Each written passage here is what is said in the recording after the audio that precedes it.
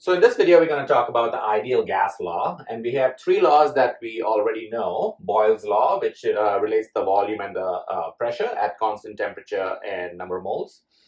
Charles's law relates the volume and the temperature at constant pressure and the number of moles. And Avogadro's law relates the volume with the number of moles, keeping the pressure and the temperature constant.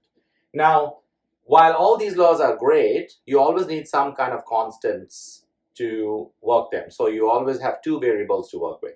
Now, it would be really great if we could work with all of the variables at the same time without worrying about which one to keep constant. For that, we are going to study the ideal gas law. So the ideal gas law is very simple. All we have to do is take these three and combine them into one, okay?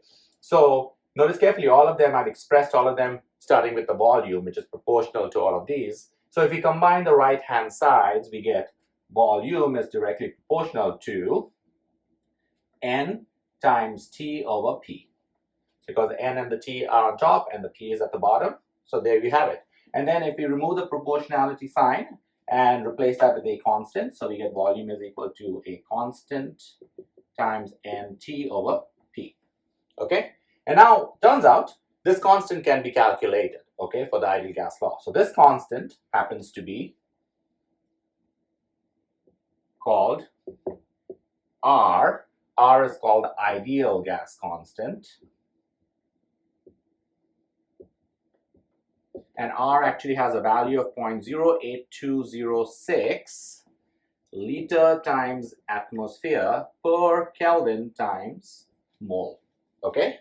So that's the value of R. So we're just going to replace the constant with R. So we get V is equal to R NT over P. And now what we'll do is we just rearrange this. So we bring the P to the left. That gives us PV is equal to R NT. And then what we'll do is we will put the little n before the R and merge the R with the T. So that gives us PV is equal to N RT. And that is the ideal gas law.